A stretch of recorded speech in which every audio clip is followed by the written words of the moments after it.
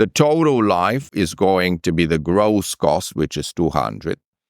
And we're going to divide that by the annual depreciation. So it's going to basically take me around 20 years to fully depreciate this asset. Now, remember that the salvage value is zero, so I'm depreciating $10 million per annum, and it's going to take me 20 years to depreciate $200 million in terms of gross cost. Okay, the second thing is the age. So we're looking at the current age of the asset. Think intuitively here.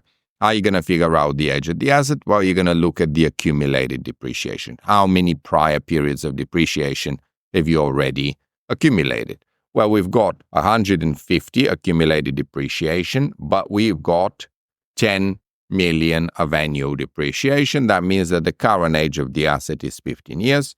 And so if you wanted to calculate the remaining life of this asset, you could simply say 20 minus 15 is 5.